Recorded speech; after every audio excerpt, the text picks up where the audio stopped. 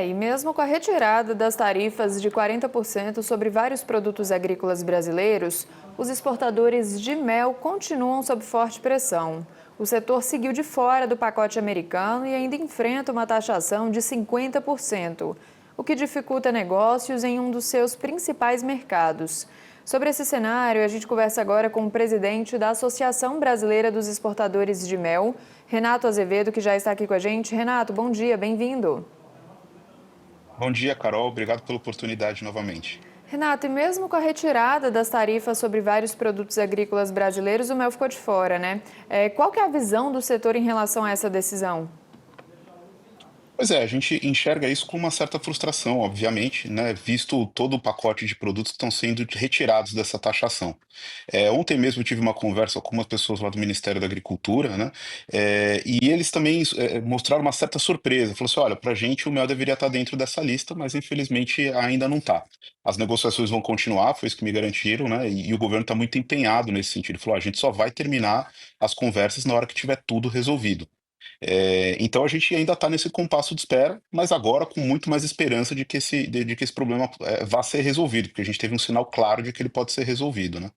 Pois é, e como que essa taxação de cerca de 50% tem afetado na prática a competitividade do mel brasileiro no mercado dos Estados Unidos? Olha, afeta demais, porque o mel que vai para o mel brasileiro que vai para os Estados Unidos é tradicionalmente o mel orgânico. E o mel orgânico, ele já tem um sobrepreço natural, né? Um produto com uma variedade diferente, que tem um custo mais alto. Então, hoje, até o início da taxação, nosso produto já tinha um custo que beirava quase os 40% acima daquilo que é tradicionalmente importado de mel dos Estados Unidos. Quando a gente agregou esses 50% de taxa, né, quer dizer, aqueles 10 iniciais mais os 40, o produto ficou praticamente inviável.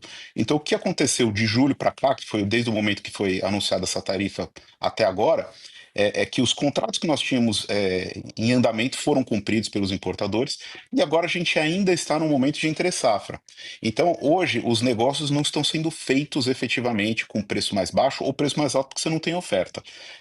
Mas já existe uma conversa de que os preços têm que baixar e tudo mais. Se isso vier a acontecer, ou seja, se a gente não conseguir resolver esse problema na hora que a oferta de mel, né, que a safra efetivamente vier, a gente calcula que a gente pode ter aí de 30% a 40% de queda no valor do produto. E isso vai ser terrível para toda a apicultura, para toda a cadeia, que está muito preparada para fornecer para os Estados Unidos. E quanto de mel o Brasil deixou de exportar para os Estados Unidos desde agosto? A gente não teve tanta queda nas exportações, novamente, porque a gente não tinha produto, essa que é a verdade. O que a gente conversa são com os exportadores, né? Os exportadores falam o seguinte para a gente: olha, contratos novos eles estão sendo adiados, a gente não está conseguindo assinar. Então, quando a gente dá uma olhada no resultado que foi performado, você vai notar que não teve uma diferença tão grande em relação a anos anteriores. Mas isso é em virtude da falta de produto, isso não é em virtude da taxação efetivamente dita. Quando a gente vai conversar hoje sobre futuro com os exportadores, aí sim a gente fica assustado, porque eles estão dizendo claramente: olha, nós não estamos conseguindo assinar contratos de fornecimento novos, né? E para fazer isso, estão jogando o preço lá embaixo. Então, a preocupação efetiva é daqui para frente, né? A gente está entrando numa época agora que a produção vai começar a aparecer, né? A gente está na primavera até o início do verão. A produção vai vir, né? E aí os problemas daqui para o primeiro trimestre do ano que vem vão ser muito graves se a gente não conseguir resolver essa questão. E o setor conseguiu enviar produtos para outros mercados? Teve abertura de novos mercados? Se sim, quais? Mas pelo que eu entendi, então, não teve tanto prejuízo, já que não tinha tanto estoque, é isso? Exatamente, a gente conseguiu aí se safar, pelo menos parcialmente, né, por conta dessa questão. Que também é um problema grande, a gente não ter produto é um problema muito grande. Esse começo de primavera, que a gente teve temperaturas um pouco mais baixas do que habitualmente a gente tem nesse período do ano, fez com que a colheita de mel ela fosse retardada um pouquinho, tá? Então a gente não conseguiu ter produto. Em outros anos a gente já teria esse produto em mãos aqui. Tá? E nós não conseguimos ainda abrir outros mercados efetivamente por uma questão muito prática. O que que acontece? Como eu disse, o mel que vai para os Estados Unidos é o mel orgânico. E a regulação de mel orgânico dos Estados Unidos é diferente da de outros países, por exemplo, como a União Europeia. Tá? Então, o mel que é orgânico nos Estados Unidos não é orgânico na União Europeia. Então, se a gente pega esse mel e manda lá para a União Europeia, você vai perder já pelo menos uns 30% de valor, que é, na verdade, a situação que está sendo imposta pelos Estados Unidos. Então, do ponto de vista prático, não existe nenhum benefício em a gente fazer esse redirecionamento de mercado, até porque isso aí custa. A gente tem que desenvolver mercado, tem que visitar cliente, tem que abrir cliente. Isso tudo tem um custo e leva um tempo, né? Então, hoje, a gente ainda não conseguiu fazer absolutamente nenhum grande desenvolvimento de novo mercado. O que precisa ser feito, de uma certa forma, está sendo mobilizado para que a gente consiga fazer, é fazer algum tipo de trabalho no mercado interno para a gente desenvolver o nosso mercado interno aqui no Brasil. Essa eu acho que é a grande saída, né? A gente tem um consumo de mel no Brasil extremamente baixo. É um produto maravilhoso. O nosso mel é reconhecido mundo afora como de uma qualidade enorme e a gente acaba exportando tudo isso. A gente acaba não consumindo isso. Então, acho que o grande segredo para a gente tentar resolver essa crise, seja agora, seja no futuro, é a gente usar o mercado interno como saída. Nós precisamos consumir mais mel.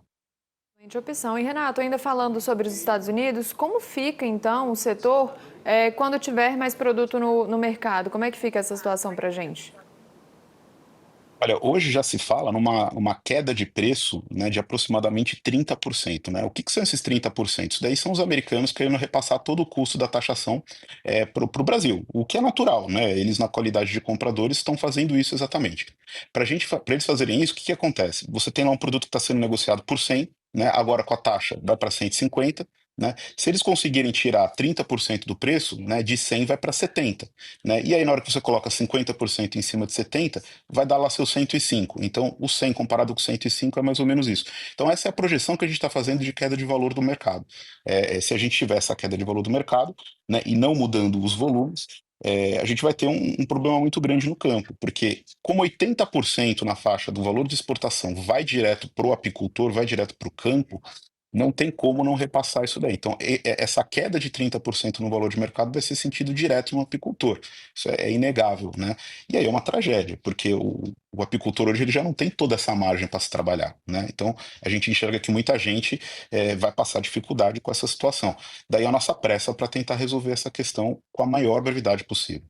Renato, e os produtores tiveram algum apoio aí para enfrentar a queda nas exportações para os Estados Unidos? Sim, nós tivemos a princípio, sim. A gente teve aquela questão do Brasil soberano, que foi o plano do governo, que atingiu principalmente o curto prazo, né? Ou seja, quem tinha produto, pega esse produto, o governo compra, destina para merenda escolar e etc. Dentro da ABMEL, dentro da nossa associação, nós não tivemos nenhum caso específico que foi aplacado por isso.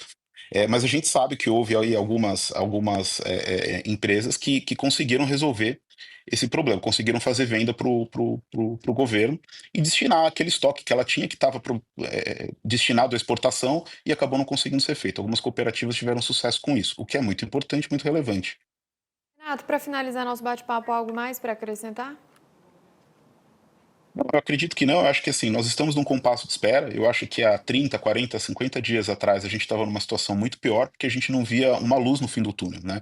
Hoje, apesar da gente, o nosso setor de mel não estar dentro dessa redução das tarifas, a gente tem que reconhecer que foi feito um esforço muito grande por parte do governo e conseguiu, teve esse sucesso aí em boa parte dessas demandas, né? Como o presidente Lula comentou aí, nós não vamos parar, vai ser um agradecimento parcial aí para o presidente Trump, mas as negociações continuam.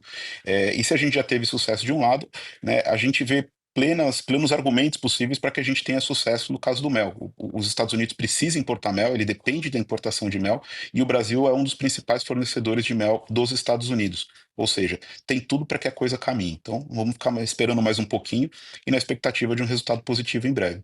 Isso, Renato Azevedo, que é presidente da Associação Brasileira dos Exportadores de Mel. Obrigada pela participação, viu, Renato? Obrigado, Carol. Um bom dia a todos. Bom dia, tchau, tchau.